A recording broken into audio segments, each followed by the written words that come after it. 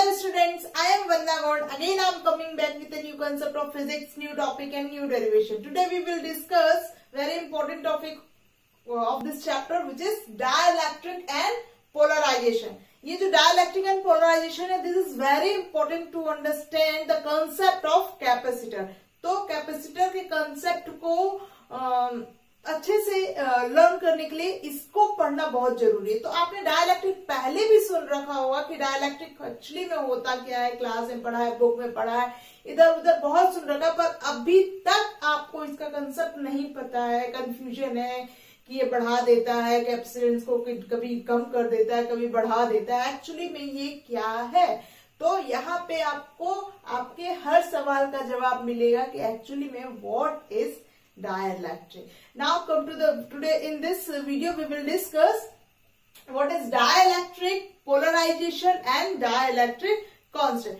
तो चलिए हम dielectric को थोड़ा सा डिटेल्स में जाते हैं. तो dielectric एक्चुअली में क्या होता है, तो हमारे जो मटेरियल्स होते हैं वो होते हैं टू टाइप्स के. क्या होता है, एक हम रखते हैं कंडक्टर की कैटेगरी में, एक होते हैं non conductor which are insulator, एक और होता है सेमी कंडक्टर, पर यहाँ पे हम उसकी बात नहीं करेंगे. दो कंडक्टर रखे से डू नॉट कंडक्ट, तो हम इंसुलेटर और कंडक्टर की बात करेंगे. तो इंसुलेटर और कंडक्टर में ये जो डाइलेक्ट्रिक टर्म है ये कहाँ फिट होता है. तो एक्चुअली में ये जो होता है डाइलेक्ट्रिक, ये कहाँ फिट होता है, किस कैटेगरी में फिट होता है, ये इंसुलेटर की कैटेगरी में फिट होता है. अब इंसुलेटर की कैटेगरी में फिट होता है मतलब इंसुलेटर के पास फ्री इलेक्ट्रॉन्स नहीं है. जो फ्री इलेक्ट्रॉन्स है जिनके कारण कंडक्टिविटी होती है, तो इनके पास भी डाइलेक्ट्रिक के पास भी क्या है, फ्री इलेक्ट्रॉन नहीं है. एक्चुअली में दे बिहेव्स लाइक एन इंसुलेटर. तो अब जो डाइलेक्ट्रिक का जो स्ट्रक्चर होता है, उस स्ट्रक्चर के बेस में इसको दो पार्ट में कैटेगराइज किया गया है जो हम देखते हैं. डाइलेक्ट्रिक को हमने उसके स्ट्रक्चर के बेस में दो पार्ट्स में डिवाइड किया. Which first one is polar and another one is non polar. तो डाइलेक्ट्रिक का जो स्ट्रक्चर है, सपोज पोलर में अगर हम देखें तो डाइलेक्ट्रिक मोमेंट एग्जिस्ट करता है ना. पोलर कैटेगरी, पोलर का मतलब होता है डायपोल, है ना. अब डायपोल जो है, डायपोल हैविंग टू पोल, और हमने डायपोल मोमेंट पढ़ा है इसी चैप्टर में, जो हमने इलेक्ट्रिक डायपोल मोमेंट पढ़ा था, Q equal and opposite charges which are separated by small distance. तो dipole moment in the case of polar exist. Dipole moment polar में क्या करता है, एग्जिस्ट करता है. अगर इसके एग्जाम्पल देखें तो एग्जाम्पल क्या है, H2O, HCl, NaCl. ये जो है इनके स्ट्रक्चर कुछ ऐसे होते हैं, NaCl हो गया, HCl हो गया, H2O हो गया, कि इसको हमने किस कैटेगरी में कैटेगराइज किया है, पोलर की कैटेगरी में कैटेगराइज किया है. तो अगर हम स्ट्रक्चर वाइज देखें, सपोज हमने NaCl को लिया, तो Na का एक मॉलिक्यूल हो गया, Cl का एक ये मॉलिक्यूल हो गया. अब Na पे जो चार्ज है डेट इज प्लस, और Cl पे जो चार्ज है डेट इज माइनस चार्ज. तो Na का जो प्लस चार्ज है, ये Na मॉलिक्यूल है, ये Cl मॉलिक्यूल. Na के जो प्लस चार्ज है उसका अगर हम सेंटर ऑफ मास निकाले, सपोज Na बहुत सारे मॉलिक्यूल है, सब में प्लस चार्ज है ना. तो प्लस चार्ज है तो सबका, जितने भी Na के प्लस मॉलिक्यूल, सबका एक सेंटर ऑफ मास होगा, जो आपने 11th क्लास में पढ़ रखा हो, सेंटर ऑफ मास का फॉर्मूला, है ना. उसके बेस में अगर हम सेंटर ऑफ मास निकाले तो सपोज उसका सेंटर ऑफ मास यहाँ कहीं आता है. इसी तरह अगर मैं Cl का माइनस चार्ज है, Cl के माइनस के चार्ज का सेंटर ऑफ मास निकालू तो वो किसी एक पॉइंट पे आएगा. तो सपोज वो आया यहाँ पे. अब इन दोनों के, ये प्लस चार्ज हो गया, ये माइनस चार्ज हो गया. तो हमने पहले पढ़ा है कि dipole moment is what, the two equal and opposite charges which are separated by small distance. तो यहाँ पे देखिए plus charge minus charge, they are separated by small distance. उस डिस्टेंस को हमने क्या बोलता है in the case of dipole moment, 12. वो कितनी डिस्टेंस थी, 12 थी. तो अगर डायपोल मोमेंट को देखो तो P is equal to Q into 12. तो यहाँ पे 12 डिस्टेंस जो है वो एग्जिस्ट करती है. अगर डिस्टेंस इन दोनों के बीच कुछ डिस्टेंस एग्जिस्ट करती है तो वहां पे क्या होगा, चार्ज भी एग्जिस्ट करेगा, और चार्ज एग्जिस्ट करेगा मतलब वहां पे डायपोल मोमेंट एग्जिस्ट करेगा. या आप दूसरे वर्ड्स में बोल दो कि अगर इसके बीच कुछ डिस्टेंस है डेट इज 12, तो वहां पे डायपोल मोमेंट एग्जिस्ट करेगा, और डायपोल मोमेंट एग्जिस्ट करेगा तो यहाँ पे पोलर के केस में चार्ज भी एग्जिस्ट करेंगे। और क्या होगा कि ये हमारा जो कैपेसिटेंस के केस में हमारा जो मोटिव था चार्ज को स्टोर करने का, ये उसको फुलफिल करेगा। तो ये हो गया dipole moment in the case of polar. अब हम आते हैं नॉन पोलर में। तो नॉन पोलर में अगर आप एग्जांपल देखिए, इसमें इस नॉन पोलर में डायपोल मोमेंट एग्जिस्ट नहीं करता है। अब डायपोल मोमेंट एग्जिस्ट नहीं करता है तो सपोज अगेन एग्जांपल हम देखें, ये O मॉलिक्यूल है, ये भी O मॉलिक्यूल है। अब O मॉलिक्यूल के O2 है ना, तो O का एक मॉलिक्यूल, O का सेकेंड मॉलिक्यूल। तो अब इसके सेंटर में सपोज प्लस चार्ज है, ठीक। और O के जो 6 मॉलिक्यूल है, इलेक्ट्रॉन्स है, नेगेटिव मॉलिक्यूल्स है, वो कहाँ है, ये है, दो है ना। ये जो इलेक्ट्रॉन्स O के जो 6 मॉलिक्यूल नेगेटिव चार्ज है वो ये है, और O के इस मॉलिक्यूल में भी O के जो 6 इलेक्ट्रॉन्स है वो ये है। अब जो है इस पॉजिटिव का भी कुछ सेंटर ऑफ मास होगा, इस O का जो प्लस मॉलिक्यूल है, प्लस चार्ज है, उसका भी कुछ सेंटर ऑफ मास होगा।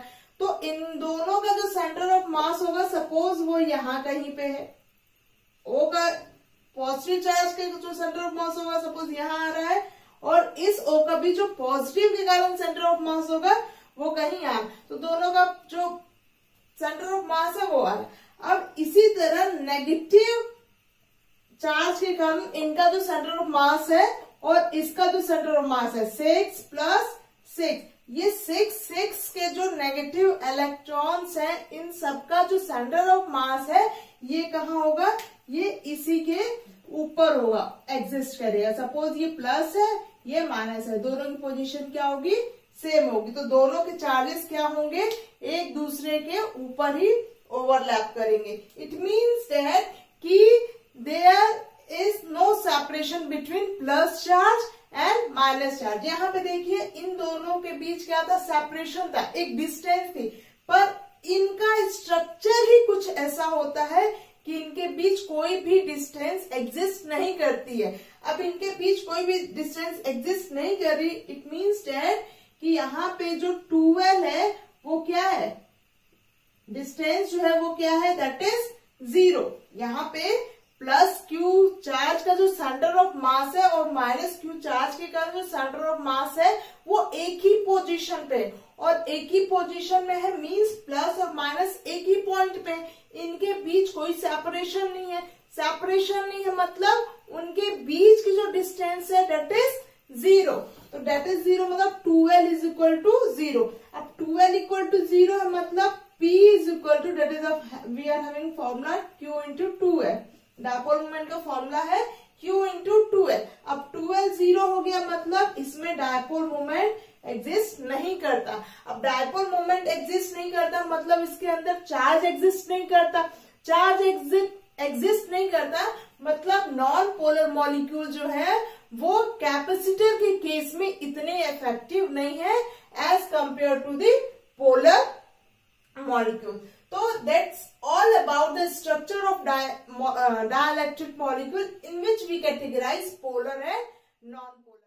Move on the next topic, which is how dielectric reacts when placed in external electric field. कि अगर जब हम डाइलेक्ट्रिक को एक्सटर्नल इलेक्ट्रिक फील्ड में रखेंगे तो वो कैसे रिएक्ट करेगा, है ना। तो कैसे रिएक्ट करेगा, हमने प्रीवियस क्लासेस में प्रीवियस वीडियो में पढ़ा था कि जब हम कंडक्टर को डाइलेक्ट्रिक फील्ड में रखते थे तो क्या होता था। तो उसका हम एक क्विक रिकैप देखते हैं कि या रिकॉल करते हैं कि एक्चुअली में क्या होता था जब when we placed a conductor in an external electric field. तो जब हमने कंडक्टर को एक्सटर्नल इलेक्ट्रिक फील्ड में रखा, तो सपोज ये हमारी पैरेलल प्लेट कैपेसिटर थी जिसको हमने क्या दिया था, चार्ज दिया था। एक को हमने चार्ज दिया था प्लस और एक को हमने चार्ज दिया था माइनस चार्ज। इसको हमने क्या दिया था, माइनस चार्ज दिया था। तो अब ये जो हमारी पैरेलल प्लेट कैपेसिटर थी इसको हमने एक चार्ज दिया था पॉजिटिव और नेगेटिव चार्ज। तो ये पॉजिटिव नेगेटिव चार्ज के कारण इसमें क्या हुआ था, एक इलेक्ट्रिक फील्ड जनरेट जनरेट हुई थी, जिसको हमने नाम दिया था, ये पॉजिटिव टू नेगेटिव जो इलेक्ट्रिक फील्ड जनरेट हुई है, that is called E not और आप ई एक्सटर्नल, जो भी किसी बुक में ई नॉट से भी रिप्रेजेंट किया गया है और कहीं कहीं आपको ई एक्सटर्नल में, तो हम उसको क्या कंटिन्यूस में करेंगे, ई नॉट से ही डिनोट करेंगे। तो ये जो एक्सटर्नल जो इलेक्ट्रिक फील्ड जो प्लेट पे इंड्यूस हुई है ना, तो उसको हमने क्या बोला, ई नॉट, यहाँ पे जो इलेक्ट्रिक फील्ड इंड्यूस हुई है ना। अगर इस पैरेलल प्लेट कैपेसिटर में मैं अगर कंडक्टर प्लेस करूं, क्या किया मैंने, इसके बीच में मैंने क्या किया, एक कंडक्टर को इंसर्ट किया। अब कंडक्टर को इंसर्ट किया तो क्या करेंगे, कंडक्टर के पास क्या है, फ्री इलेक्ट्रॉन्स है। फ्री इलेक्ट्रॉन्स है मतलब कि कंडक्टर के जो फ्री इलेक्ट्रॉन्स है, प्लेट के इस साइड कौन से चार्जेस है, पॉजिटिव चार्ज। तो कंडक्टर के अंदर, इसके अंदर जो हमने इंसर्ट किया कंडक्टर, तो इस कंडक्टर में जितने इलेक्ट्रॉन्स होंगे, they are aligned in this side, ये सारे के सारे किधर आ जाएंगे, पॉजिटिव प्लेट की तरफ आ जाएंगे। और जहां से ये आएंगे वो वाली जगह क्या हो जाएगी, खाली हो जाएगी। वो वाली जगह जो खाली हो जाएगी वहां को हम क्या बोलेंगे, वैकेंसी बोलेंगे, या फिर हम उसको क्या बोलेंगे, प्लस चार्ज बोलेंगे। बात समझ में आ रही है। ये जो फ्री इलेक्ट्रॉन्स हैं, ये क्या हो गए, अपनी जगह को छोड़ के कहाँ आ गए, टुवर्ड्स द पॉजिटिव चार्ज। क्यों, क्योंकि ड्यू टू अट्रैक्शन, ये इलेक्ट्रॉन इससे क्या हो गए, अट्रैक्ट हो गए। अब जब इलेक्ट्रॉन अपनी जगह को छोड़ के इस तरफ आ गए, तो उनकी जगह तो खाली होगी ना, उस खाली जगह को हमने क्या बोला, प्लस या वैकेंसी बोलते हैं ना। तो ये जो प्लस हो गए वो सारे कहाँ आ गए, ये इस तरफ आ गए, towards the negative plate of the capacitor. तो ये जो हो गए अलाइनमेंट हो रहा है। अब यहाँ पे भी इस कंडक्टर के अंदर भी एक इलेक्ट्रिक फील्ड डेवलप हो रही है, इंड्यूस्ड हो रही है। तो इसका डायरेक्शन जो होगा, that is opposite to the direction of E naught. जो E naught electric field generate हुई थी, ये जो होगी कंडक्टर के अंदर जो इलेक्ट्रिक फील्ड क्रिएट हुई है, उसका डायरेक्शन इससे अपोजिट होगा। तो ये जो इलेक्ट्रिक फील्ड है, इसको हमने क्या बोला, ई इंड्यूस्ड। क्या, कौन सी इलेक्ट्रिक फील्ड है जो इस कंडक्टर के अंदर इंड्यूस हुई, दैट इज ई इंड्यूस्ड, मतलब इंड्यूस्ड इलेक्ट्रिक फील्ड। और ये क्या है, जो पैरेलल प्लेट में जो इलेक्ट्रिक फील्ड जनरेट हुई, that is called E external electric field which is denoted by E naught. अब कंडक्टर के केस में जो नेट इलेक्ट्रिक फील्ड होगा, net electric field is E naught minus E induced is equal to 0। Conductor के case में जो net electric field होगी वो 0 होगी। कैसे होगी, अभी हम कंपेयर करने के बाद देखते हैं। अगर हम सेकेंड केस ले, अब हमने क्या किया, पैरेलल प्लेट कैपेसिटर में इसमें हमने क्या इंसर्ट किया था, कंडक्टर इंसर्ट किया था। अब हम सेकेंड केस में क्या करते हैं, अगेन हमने कंडक्टर की जगह अब क्या प्लेस करना है, डाइलेक्ट्रिक प्लेस करना है। तो ये मैंने पैरेलल प्लेट कैपेसिटर बनाया, this is positive charge plate and this one is negative charge. इसको हमने क्या दिया था, पॉजिटिव चार्ज, और सेकेंड प्लेट को नेगेटिव चार्ज। तो अगेन यहाँ पे भी एक इलेक्ट्रिक फील्ड इंड्यूस होगी, इलेक्ट्रिक फील्ड बनेगी from positive to negative, from positive to negative, that is E naught. जो पैरेलल प्लेट पे चार्ज हमने दिए, उससे जो इलेक्ट्रिक फील्ड बनेगी, दैट इज ई नॉट और एक्सटर्नल इलेक्ट्रिक फील्ड। और जब हमने इसके अंदर क्या इंसर्ट किया, इस प्लेट के अंदर हमने क्या, डाइलेक्ट्रिक मीडियम इंसर्ट किया। डाइलेक्ट्रिक मीडियम इंसर्ट किया, दैट इज, तो डाइलेक्ट्रिक मीडियम जब किया तो डाइलेक्ट्रिक के नेगेटिव आयंस कहाँ आ गए, इस तरफ आ गए, और पॉजिटिव कहाँ चले गए, वो दूसरी तरफ अलाइन हो गए। नेगेटिव चार्ज कहाँ आ गए, पॉजिटिव की तरफ आ गए। अगर इसको डिटेल्स में जाओगे तो ऐसा है ना, जैसे NaCl का हमने एग्जांपल लिया था, N के पास पॉजिटिव भी था, उनके पास फ्री इलेक्ट्रॉन्स नहीं थे, तो पॉजिटिव क्या हो गया, वो नेगेटिव की तरफ चला गया। जैसे यहाँ पे पॉजिटिव प्लेट है तो इधर नेगेटिव आ जाएगा, ये पॉजिटिव हो जाए। पॉजिटिव मतलब वो जो NaCl के हैं, Na प्लस है माइनस है, ये सिर्फ अलाइन हो जाएंगे, है ना।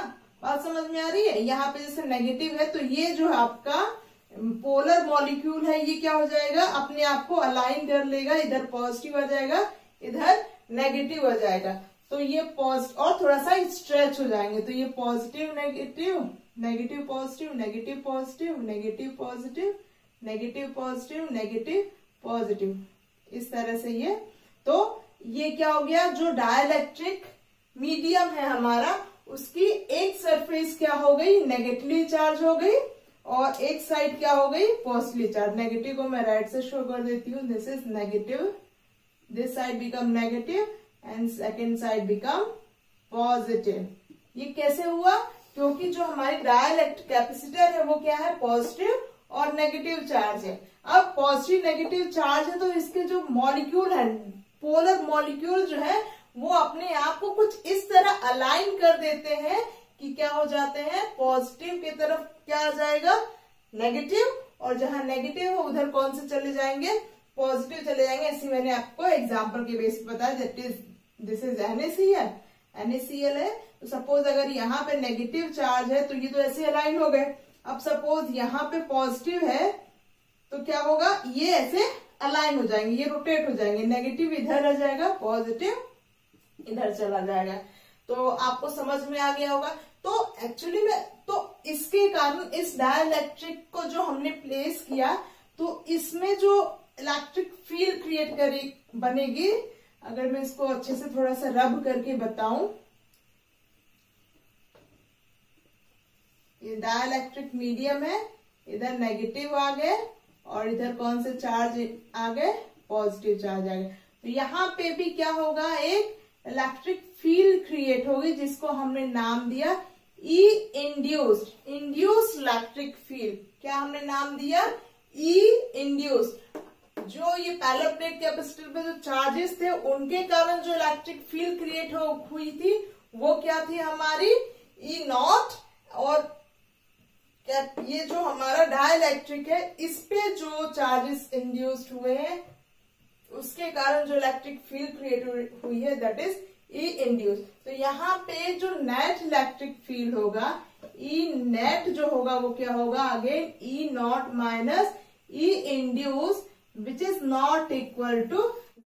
अगर हम डाइलेक्ट्रिक के केस में देखें तो डाइलेक्ट्रिक के केस में net electric field is not equal to 0। मतलब ये जो इंड्यूस इलेक्ट्रिक फील्ड है ये इतनी स्ट्रांग नहीं होती है कि ये इसको क्या कर, नेट इलेक्ट्रिक फील्ड को 0 कर सके। ये क्या होती है, वीक होती है। वीक होने के कारण ये जो नेट इलेक्ट्रिक फील्ड है उसको 0 नहीं कर पाती है। इन द सिमिलर केस अगर यहाँ पे देखो तो यहाँ पे जो कंडक्टर के अंदर इंड्यूस इलेक्ट्रिक फील्ड है वो इतनी स्ट्रांग होती है कि वो ई नॉट से भी क्या होती है, उसको भी वो क्या कर देती है, कैंसिल आउट कर देती है। और कैंसिल आउट होने की वजह से जो ई नेट होता है वो कितना हो जाता है, 0 होता है, क्योंकि ये कंडक्टर है और कंडक्टर के अंदर की जो इलेक्ट्रिक फील्ड है ऑब्वियस है वो क्या होगी, स्ट्रांग होगी एज कंपेयर टू डाइलेक्ट्रिक। अब डाइलेक्ट्रिक के केस में हमने क्या देखा कि जो ई इंड्यूस्ड है वो वीक है। वीक होने की वजह से जो नेट इलेक्ट्रिक फील्ड है वो 0 नहीं हो पाता। मतलब नेट इलेक्ट्रिक फील्ड डाइलेक्ट्रिक के अंदर कुछ इलेक्ट्रिक फील्ड एग्जिस्ट करती है, तभी तो ई नेट जो है वो 0 नहीं हो पा रहा है। कुछ इलेक्ट्रिक फील्ड एग्जिस्ट करती है मतलब उसके अंदर चार्ज एग्जिस्ट करते हैं, तभी तो कैपेसिटर में हम इसको यूज करते हैं। और कैपेसिटर में यूज करने का मोटिव ही यही है कि हम ज्यादा से ज्यादा क्या करें, चार्ज को स्टोर कर सके। अगर इसके केस में देखोगे तो ये क्या होगा, ये नेट इलेक्ट्रिक फील्ड को 0 कर दे। तो ऐसा 1 मार्क्स में क्वेश्चन भी आता है कि inside a conductor what is the net electric field. तो net electric field inside a conductor is always remains 0। We have already discuss in our previous video. और डाइलेक्ट्रिक में क्या होता है, नेट इलेक्ट्रिक फील्ड कभी भी 0 नहीं होगी। तो ये आपको आई होप कि ये कंसेप्ट आपको क्लियर समझ में आ गया होगा। अब नाउ जो हमारे पास नेक्स्ट टॉपिक है वो इसी से रिलेटेड है। अभी आपने क्या देखा कंडक्टर में कि नेगेटिव चार्ज इधर आ गए, पॉजिटिव चार्ज इधर आ गए। सेम डाइलेक्ट्रिक में आपने क्या देखा कि नेगेटिव इधर अलाइन हो गए, पॉजिटिव चार्ज उधर अलाइन हो गए। तो ये जो अलाइनमेंट हो रहा है चार्जेस का, उससे एक हमारे पास डेफिनेशन आई, दैट इज कॉल्ड पोलराइजेशन। क्या आया term? Polarization, that is charge are align when they are placed, when dielectric और conductor are placed in a external electric field, है ना। पोलराइजेशन को अगर डेफिनेशन के फॉर्म में समझे तो क्या आप समझ रहे हो कि ये क्या हो गया, नेगेटिव चार्ज एक तरफ अलाइन हो गए और पॉजिटिव चार्ज क्या हो गया, एक तरफ अलाइन हो गए। In the same similar way dielectric के केस में भी क्या हुआ, नेगेटिव एक तरफ आ गए, पॉजिटिव एक। तो ये नेगेटिव पॉजिटिव जो एक तरफ और दूसरी तरफ अलाइन हो रहे हैं, दैट इज कॉल्ड पोलराइजेशन। अब पोलराइजेशन क्या है? Polarization क्या है? It is used to give the direction to the charges when they are placed in an external electric field. तो आई होप आपको अभी तक के दो टॉपिक डाइलेक्ट्रिक और पोलराइजेशन समझ में आ गया होगा। यहीं से एक नया टर्म आता है, that is dielectric constant. Now come to the dielectric constant. Now coming to the next topic, which is dielectric constant. Dielectric constant, it is denoted by K, symbol K. अब dielectric constant क्या है कि जब हम किसी भी dielectric medium को किसी भी एक्सटर्नल इलेक्ट्रिक फील्ड में रखते हैं तो क्या करता है, वो उसको रिड्यूस कर देता है ना। तो अगर आप डिफाइन करो तो it is a quantity that describe the reduction in external electric field when dielectric is placed in external electric field। क्या करता है, ये एक ऐसी क्वांटिटी है जो क्या करती है, एक्सटर्नल इलेक्ट्रिक फील्ड में जब हमने डाइलेक्ट्रिक मीडियम को रखा तो क्या करती है, एक्सटर्नल इलेक्ट्रिक फील्ड को क्या करती है, रिड्यूस करती है। कितने टाइम रिड्यूस करती है, that is k times reduce करती है। तो अगर ये क्या हुआ, अगर इसका जो हमें फॉर्मूला पता है, that is E net equal to E naught minus E induce.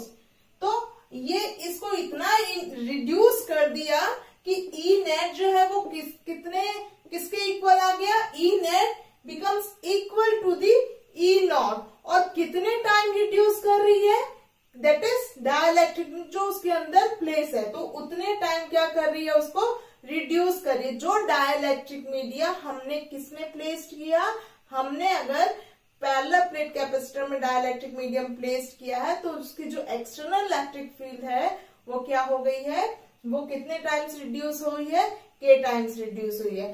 तो अगर यहां से मैं k के लिए एक्सप्रेशन फाइंड करूं तो क्या हो जाएगा, E naught by E net और E naught by E net. और इसको आप कैसे दूसरे टर्म्स में क्या कर सकते हो, द रेशियो ऑफ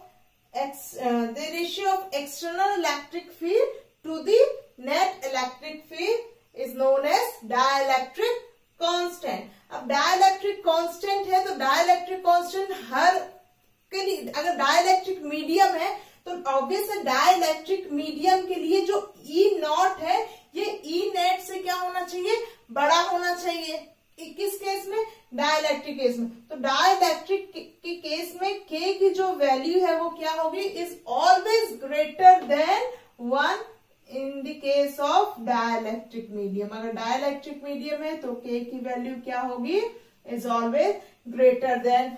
अब सेकेंड अगर हम बात करें तो k की value is equal to that is 1। k की वैल्यू कितनी होगी, 1। तो ये किस केस में होगा कि जब दो जो पैरेलल प्लेट कैपेसिटर है उनके बीच क्या है, एयर है और वैक्यूम है। अब एयर और वैक्यूम से अगर आप समझो तो वैक्यूम क्या होगा, अगर किसी प्लेस में अगर हमें वैक्यूम क्रिएट करना तो उसके अंदर जितनी भी एयर होगी हम उसको क्या करेंगे, किसी डिवाइस से हम उसको बाहर कर लेंगे, तो वहां पे क्या होगा, वैक्यूम होगा। तो वैक्यूम के केस में क्या होगा, k की जो वैल्यू होगी वो क्या होगी, 1 होगी, दैट इज फॉर एयर। अब आप लोग आंसर कर सकते हो कि अगर डाइलेक्ट्रिक मीडियम की जगह हमने क्या प्लेस कर दिया, कंडक्टर प्लेस कर दिया एक्सटर्नल इलेक्ट्रिक फील्ड में। एक्सटर्नल इलेक्ट्रिक फील्ड में हमने क्या प्लेस किया, कंडक्टर प्लेस किया। तो उस केस में K की वैल्यू क्या होगी, तो आप सबके माइंड में आपके खुद के आंसर आ गए होंगे उस केस में, क्योंकि हमने पढ़ा अभी पढ़ा कि जो कंडक्टर के केस में ई नेट की जो वैल्यू है वो क्या है, इज इक्वल टू 0। अब जब ई नेट इक्वल टू 0 है कंडक्टर के केस में, तो K की वैल्यू क्या हो जाएगी, ई नॉट मतलब 1/0 क्या होता है, दैट इज इंफिनिटी। तो this is for conductor. Conductor के केस में K की वैल्यू क्या हो जाएगी, infinity. That's all about today's class. If you have any doubt, go to the comment section and ask your doubt without hesitation.